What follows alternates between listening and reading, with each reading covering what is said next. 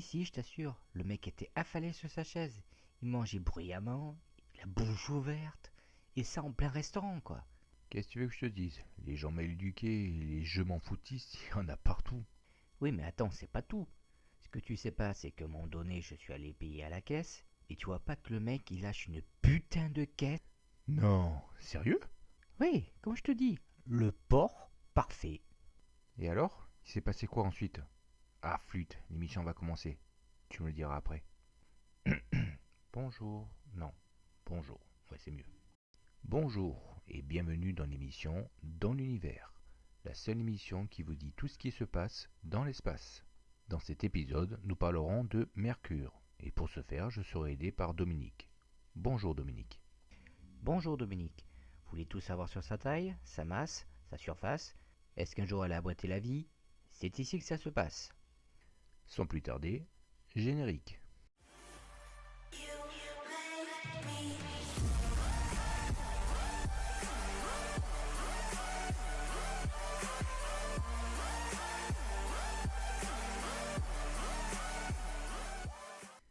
Mercure. Mercure est la plus petite des 4 planètes telluriques de notre système solaire. C'est aussi la plus proche du Soleil. Elle est à 0,38 UA, soit 57 909 176 km. Elle a une révolution de 88 jours et une rotation de 59 jours. Attends. Tu devrais pas expliquer ce que c'est une révolution, une rotation? Tu penses? Je crois que tout le monde connaît ça déjà, non? Ce n'est pas sûr, mais bon, dans le doute, une piqûre de rappel, ça ne coûte rien. Alors, une révolution, c'est le tour du Soleil, une rotation, c'est le tour de la planète sur elle-même. Ouah, tu me l'as fait la dégoûter là. Bah bon, ok. Au moins ils sont au courant. Bon, je continue. La température à sa surface varie de moins 183 degrés à 430 degrés. Sa surface est constellée de cratères, ce qui nous fait dire qu'il n'y a aucune activité volcanique ni tectonique. Tectonique? Qu'est-ce que la musique vient faire là-dedans? La musique? Mais de quoi tu parles? Ah non, je te parle des mouvements des plaques, la tectonique. Non, je vois pas ce que c'est. Bon, tu m'expliqueras après. Eh bien, de toute façon, j'ai fait le tour, donc je pense que l'émission va s'arrêter là. Hein. Hein? Non, attends, t'exagères là. Ça fait même pas 2 minutes d'émission. Non, c'est nul. Oui, je sais, mais bon, qu'est-ce que tu veux que je dise de plus? On a fait le tour, hein. Je vois pas ce qu'on peut dire de plus sur Mercure. De toute façon, on sait rien de plus. Bah, je sais pas, moi, tu peux pas nous dire bah, déjà s'il y a eu la vie sur la planète, si. Je sais pas, des trucs que les gens ne savent pas, par exemple. Alors, de la vie sur la planète. Alors, je pense que vu les températures, il y a peu de chances pour la simple bonne raison que pour avoir de la vie, il faut avoir de l'eau liquide. Et vu la distance et la chaleur avec le soleil, non, je pense pas. Ok pour la vie. Bon, de toute façon, je m'en doutais un petit peu, mais. T'as pas des anecdotes, des petits trucs comme ça? Des anecdotes? Ouais, oui, peut-être j'en ai quelques-unes, oui. Attends, on va faire ça bien. N'importe quoi. Bon, ok.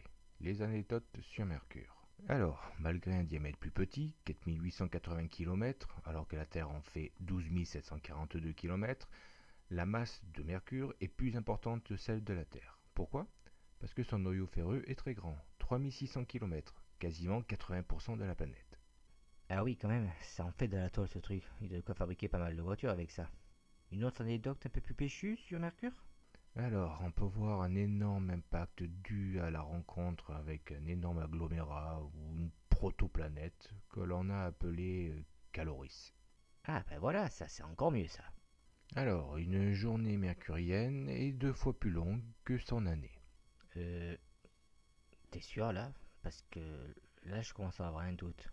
Oui, j'en suis sûr, j'en ai même la preuve. Tiens, je vais te montrer mes sources. La flèche nous montre que Mercure tourne extrêmement lentement sur son axe. En parcourant son orbite solaire, elle a seulement tourné 1 fois et demie sur elle-même, ce qui a pour résultat un calendrier un peu flou. À savoir qu'une journée mercurienne est 2 fois plus longue que son année. Un jour mercurien dure 176 jours terriens, une année seulement 88. Ok, bon maintenant je te crois. C'est bizarre, mais bon, je te crois. Bon, autre chose. Mercure a une révolution elliptique, ça veut dire qu'elle s'éloigne du Soleil et s'en rapproche régulièrement. Ce qui est bizarre, c'est que quand elle s'approche du Soleil, elle l'accélère et quand elle s'en éloigne, elle ralentit. Ah oui, ça c'est vraiment bizarre. Bon, encore autre chose? Mercure est la seule planète à avoir une variation de 600 degrés. Purée, 600 degrés? Bah la vache, c'est pas rien quoi. On a découvert aussi dans les cratères qui ne sont pas exposés au Soleil de la glace. Alors de la glace d'eau, on n'est pas sûr, mais de la glace. Et cette glace ne date pas de la formation de Mercure. Elle est un peu plus vieille, on va dire 2 milliards d'années. Bon, c'est chiant là, on peut pas arrêter l'émission. De toute façon, les gens ils vont plus écouter là. Mais si, pourquoi tu dis ça? Au contraire, c'est très intéressant. Tu dis des choses que les gens savent pas. Mais ils s'en foutent. Bon, l'émission est maintenant Attends, terminée. attends, attends. Quoi? J'ai une question, moi. Une petite question. Ok, je t'écoute, dis-moi tout. Est-ce que l'homme un jour colonisera Mercure? Est-ce qu'on y installera une base? Ah, oui, bonne question. Comment y répondre Pour installer une base, il faut avoir une raison, un motif pécunier. Donc je pense que la réponse est non. Il n'y a rien à y gagner. Bah, je sais pas, moi. Il y a beaucoup de fer. On pourrait faire des mines de fer là-bas. Oui, mais non, ça coûterait beaucoup trop cher et ça rapporterait pas assez. Il n'y a vraiment aucune raison qu'on ouvre une base là-bas. Donc c'est impossible à faire. On peut pas créer une base sur Mercure. Je n'ai pas dit ça. On pourrait le faire. On a les moyens de le faire. Et on a découvert un cratère au pôle Nord suffisamment profond pour héberger une base. On pourrait mettre des générateurs de chaleur au sommet du cratère. Oui, on peut le faire, mais il n'y en a aucun intérêt. C'est des bases de Mars que tu me montres là, non? Non, il n'y a pas de base sur Mars. C'est une vue de l'esprit. Mais bon, je vais changer. Tu préfères celle-là? C'est pas mieux ça. C'est une base sur la Lune. Ou une vue de l'esprit d'une base sur la Lune. T'as pas autre chose? Attends, tu te moques de moi là. Là, c'est la base alpha de Cosmos 1999. On voit même la Terre derrière. Non, t'as pas mieux? Oh, c'est bon, ça me gonfle. Voilà, regarde, je rajoute le soleil là, et hop, ça y est, t'as ta base. T'es content? C'est bon, t'énerve pas. On va s'arrêter là. Ok. Cette émission est maintenant terminée. Nous espérons qu'elle vous a plu et nous vous donnons rendez-vous pour le prochain épisode qui traitera de Vénus. Bon, tu finis ton histoire maintenant? Alors, qu'est-ce qui s'est passé une fois que le mec a pété? Dis-moi tout. Ah, ça, tu l'as pas oublié. Alors, une fois que le mec a pété, le serveur est venu et après il...